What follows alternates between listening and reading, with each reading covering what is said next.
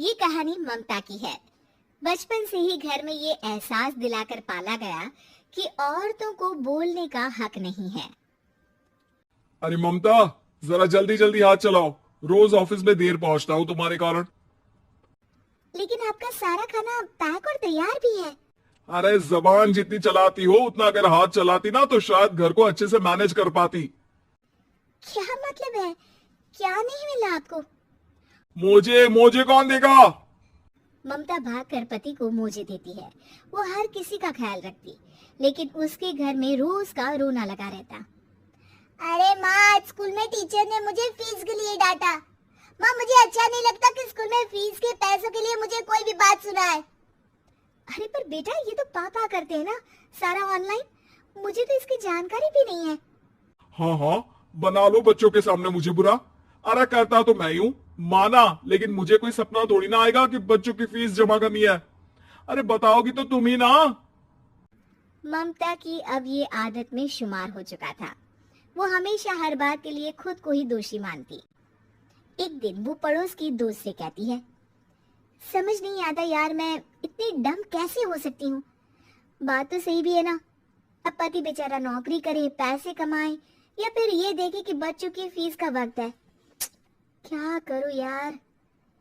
पता नहीं, मेरे पति तो सारा काम खुद ही करते हैं। वो तो कहते हैं कि तुम थक जाती होगी, सारा दिन घर बाहर बच्चे। तो अच्छा, ऐसे भी पति होते हैं क्या? अरे क्या बात कर रही है भाई साहब, कभी तुझे किसी बात के लिए सुनाते नहीं? किसने कहा नहीं सुनाते? अरे ये पति चीज ही ऐसी होती है कि बिना पत्नी को सुनाए उन्हें चैन की नींद कहाँ आती है। तो तू भी परेशान रहती होगी कि कैसे, क्या, कब भूल गई। अरे वो तो मुझे बस इस बात के लिए ताना देते हैं कि मैं वक्त पर खाना क्यों नहीं खाती या पार्लर जाकर अपनी साज सज्जा क्यों नहीं करवाती। पड़ोसन बोल ही रही होती है कि ममता के बेटे की आवाज आती है। अरे माँ, क्या हो गया? लग नहीं रहा कि आज आप मुझे पानी भी देगी। अरे कब से खाने के लिए वेट कर रहा हूँ। अरे यार, मैं चलती हूँ, बेटा खाने के लिए वेट कर रहा है, मैंने उसे खाना भी नहीं दिया। अरे 12वीं में पहुंच चुका है तुम्हारा बेटा, उसे बोलो खुद पानी लिया करे। मैंने तो अपने बच्चों को काम करना सिखाया है। अरे यार, खुद की भी तो कोई लाइफ है। माना जब नहीं कर सकते थे तो किया, लेकिन अब इतने बड़े बच्चों की हर बात मानेंगे तो मुश्किल तो अपने को ही होगी।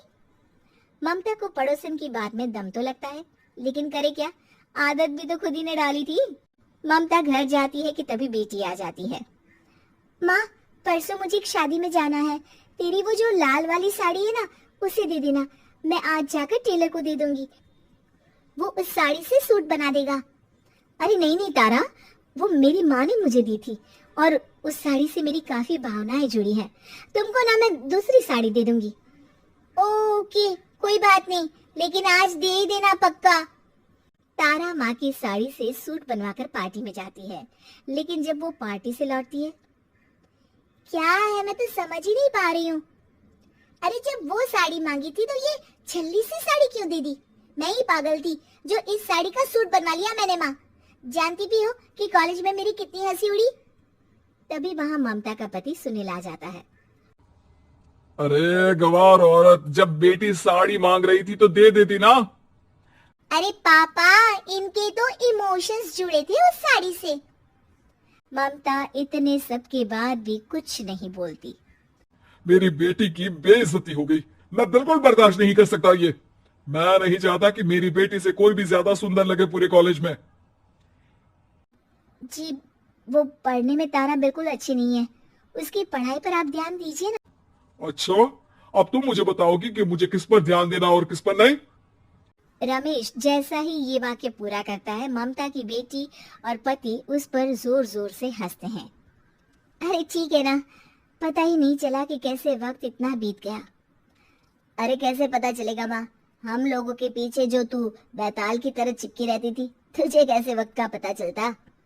ममता को पहले सास ससुर, फिर पति और बच्चों की तरफ से इस तरीके की बातें सुनकर उसका मन बहुत दुखी रहता था। एक दिन, सुनो ना, बहुत दिनों से कमर के नीचे बहुत दर्द रहता है। कल मैंने देखा तो एक फोड़ा था। अरे ममता, एक बार अपने पति से बात करो, वो तुम्हारा फोड़ा डॉक्टर को दिखा देंगे। अरे नहीं नहीं, वो तो गुस्सा हो जाएंगे। अरे क्यों गुस्सा हो जाएंगे? तुमको दर्द है? हाँ, लेकिन वो यही बोलेंगे कि ऑफिस जाऊं या फिर तुम्हें लेकर डॉक्टर के पास। तो बेटे से ही बात कर ले। अरे वो तो मैं कर लूं, लेकिन फोड़ा है ऐसी जगह कि उसे बताते मुझे शर्म आएगी। लेकिन कुछ ना कुछ तो करना जरूरी है ना। ऐसे कब तक फोड़े के दर्द से तड़पती रहेगी? अब तो सोच रही हूँ कि इनसे बात कर ही लूं, वरना दर्द के मारे कहीं मर न जाऊं। लेकिन शाम को। ममता, क्या किया तुमने आज? खाने के डिब्बे में कैसा खाना दिया था? दाल खराब हो गई थी। कब की थी? दाल तो मैंने सुबह ही बनाई थी, खराब कैसे हो गई? अच्छा सुनिए ना, मुझे कहना है कि अरे गरम दाल बंद करोगी तो ऐसा ही होगा ना। बेइज्जती हो गई सबके सामने मेरी। ऑफिस वालों ने ऐसा मजाक उड़ाया कि क्या बोलूं। कल से ठीक से खाना देना है तो देना, वरना खाना देना बंद कर देना। बाहर खा लूंगा मैं। ममता, जो पति से अपनी परेशानी बताने वाली थी, वो अब ये सोचने लगती है कि कल से पति को खाने में क्या दे। अगले दिन ममता थकी थकी सी हालत में। आप लोगों के लिए नाश्ता बना दिया है, खाना बनाने की हिम्मत नहीं है आज तो।